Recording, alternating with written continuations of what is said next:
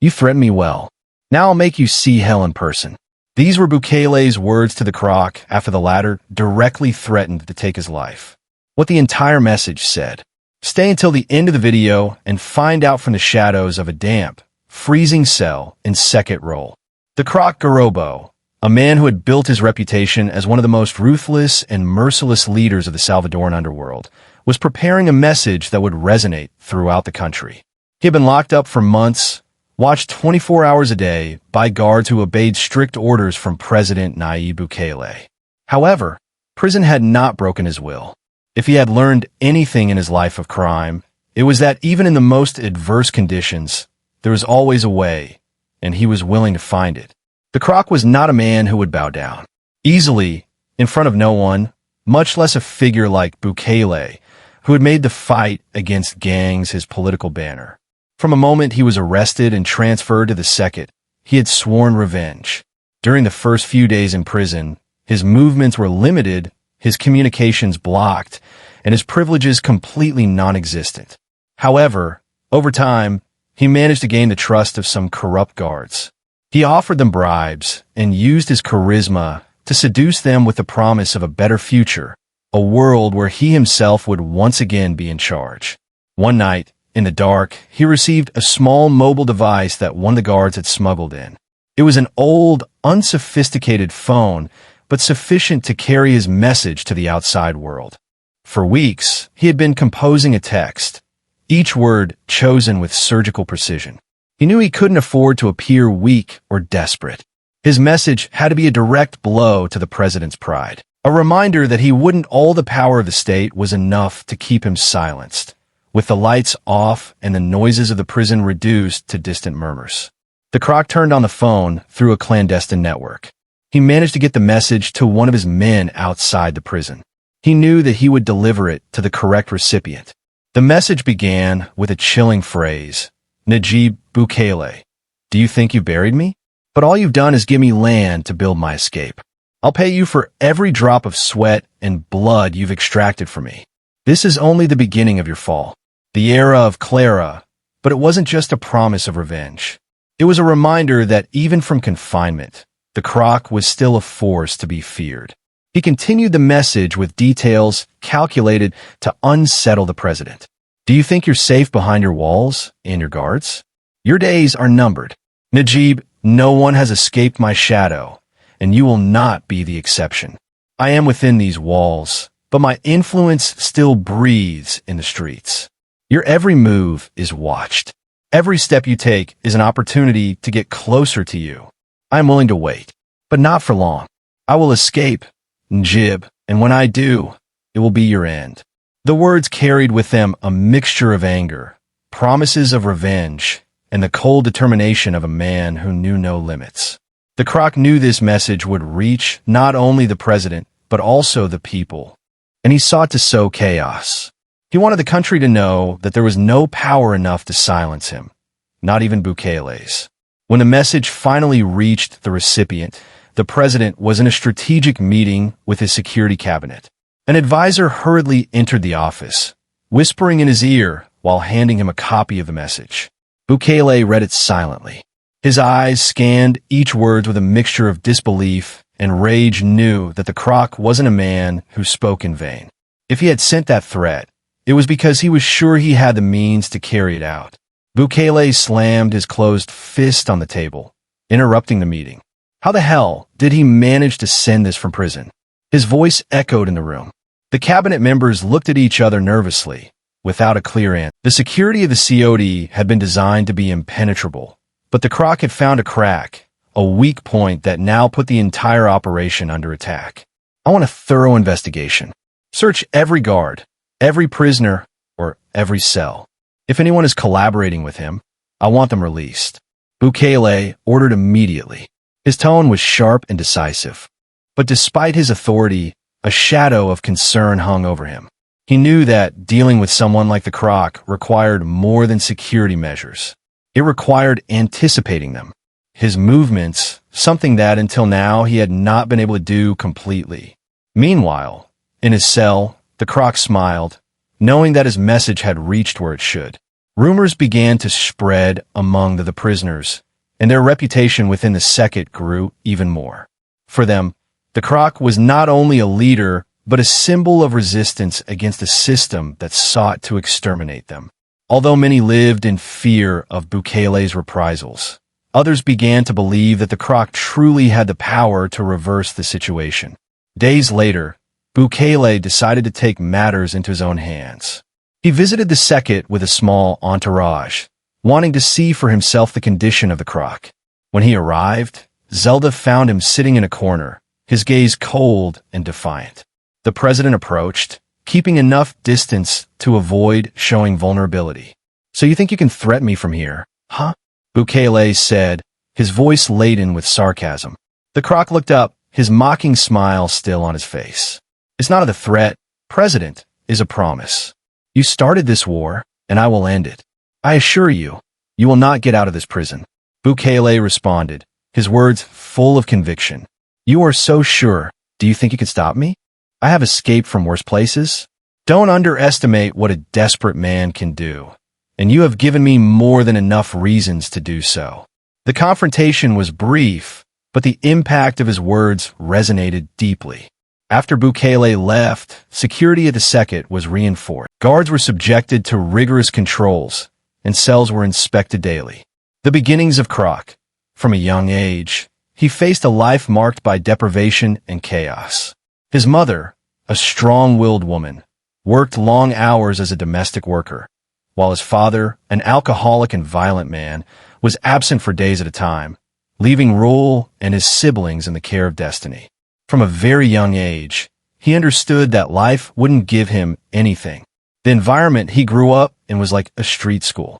Rival gangs dominated the alleys of his neighborhood, and every corner was a reminder that fear and violence were the rules of the game. At 12, Raúl was already known for his ability to get into trouble and get out of it.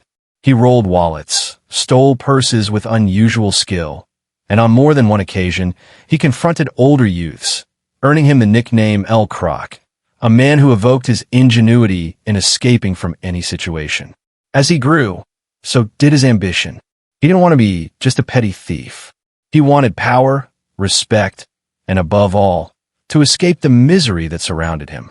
His opportunity came when a gang leader known as El Tiburon noticed his potential.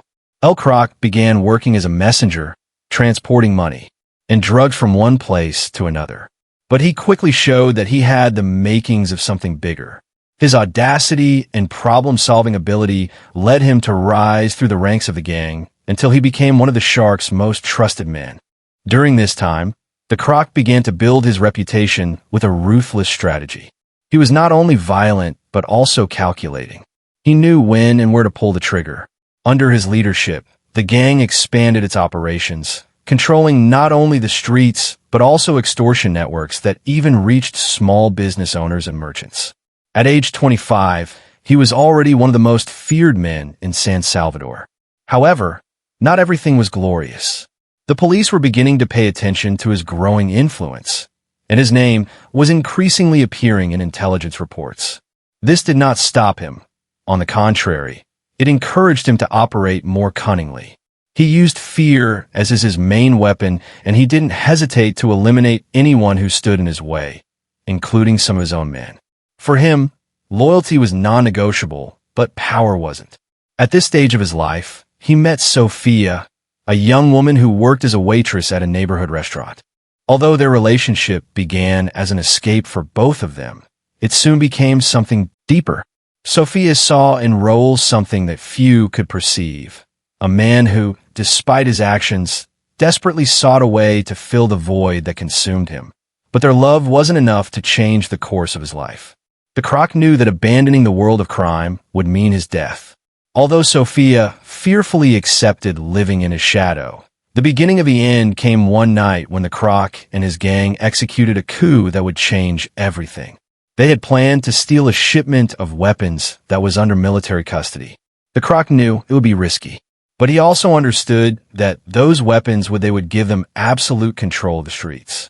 The operation was meticulous, and at first, everything went according to plan. However, What they didn't know was that the police had infiltrated one of their men, and information about the robbery reached the authorities before they could escape.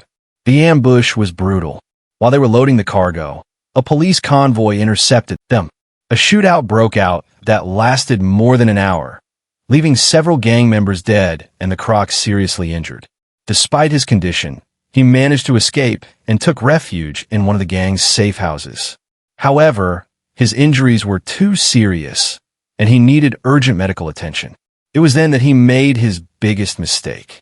Trusting one of his closest men, he asked to be taken to an underground doctor. This man, unknown to the Croc, had been captured days earlier by the police and forced to cooperate. The Croc's location was, and within hours, security forces surrounded the house. Although he tried to resist, he didn't have the strength to confront them. He was arrested and taken under strict security measures, becoming the most important trophy of Nayib Bukele's administration in its fight against gangs. His capture was a devastating blow to his organization. Without his leadership, the gang began to fragment, and enemies seized the opportunity to take control of his territory. As for the Croc, he was sent to the CECOT, a prison specifically designed to hold the country's most dangerous leaders. There, they stripped him of all his privileges, reducing him to just another prisoner in a system he himself had challenged. By the way, if you're enjoying the video, we invite you to give us your like and activate the notification bell so you don't miss any of our new videos. We continue the beginning of hell, that message he sent from prison, of threats and promises of revenge, not only marked a point of no return in his relationship with the government, but also sealed his fate from the moment words of his defiance reached Bukele's ears. His life in prison went from being a punishment to becoming a true hell. The Croc was quick to notice that things had changed for the worse in a place where all prisoners suffered under a strict regime. He seemed to be the only object of personal hatred. In the days following the message, the guards began to treat him with cruelty that went beyond the routine. Every day at dawn, they took him out of his cell for unnecessary inspections. Naked and chained, he was exposed before the other prisoners while the guards humiliated him with hurtful comments and mocking laughter. Although he tried to keep his head high, the scars of humiliation accumulated faster than from the beatings. The food that was already scarce became an inaccessible luxury for him, by order of the authorities. His rations were reduced to the point of being non-existent some days. Sometimes, the guards left plates of food in front of him only to take them away when he reached out. It was a sadistic game designed to break him. As the week went by, his body began to show the ravages of malnutrition. His face lost its characteristic firmness, and his cheeks sank in while his ribs became visible beneath his skin. Hunger was a constant that tormented him day and night, to the point that he dreamed of food only to wake up with an empty stomach. Physical punishment was another part of the torment. The guards, at the slightest pretext, took him to remote areas of the prison, far from the security cameras, where they beat him. Mercilessly, they used batons, boots, and sometimes even improvised tools. Each blow was a reminder that his defiance of Bukele would not go unpunished. His body accumulated bruises and wounds that rarely received medical attention on more than one occasion. He was left unconscious on the floor, only to be dragged back to his cell like a sack of garbage. Despite everything, what destroyed him most was the isolation. Although the CECOT was full of other prisoners, the Croc was kept in an extreme level of isolation. He was not allowed to interact with others, nor was any attempt at communication. He was immediately punished. The walls of his Zelda seemed to close in on him, and the silence, broken only by the guard's footsteps, was deafening.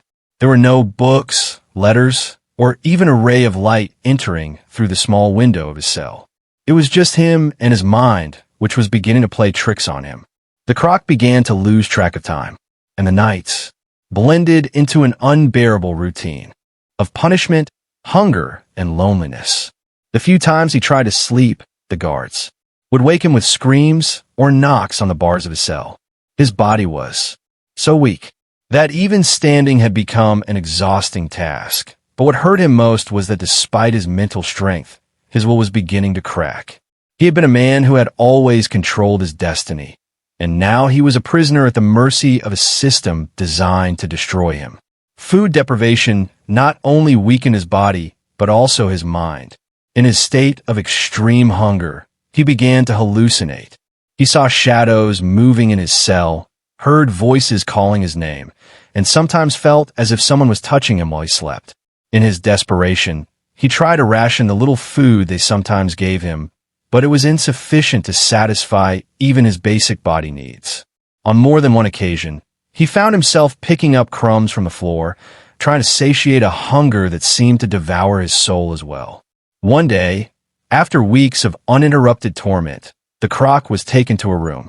Under interrogation, he was forced, in front of a camera, to record a message in which he retracted his threats against Bukele. His face, gaunt and covered in wounds, was the very image of defeat. Although his words were forced, his gaze still reflected a hatred that not even the hell he was living could extinguish. But that statement didn't grant him any mercy. On the contrary, it seemed to have further enraged those who had him under his control. The Crook began to notice that even his fellow prisoners seemed to enjoy his suffering. Although some looked at him with compassion from their cells, others mocked him when the guards weren't around. For them, seeing a man like the Crook reduced to such a miserable state was a form of entertainment. On more than one occasion, he heard laughter coming from other cells as the guards dragged him back after a beating. Despite everything, there was something in he who refused to die. Even in his most vulnerable state, the Crook maintained a small spark of resilience in the darkest moments.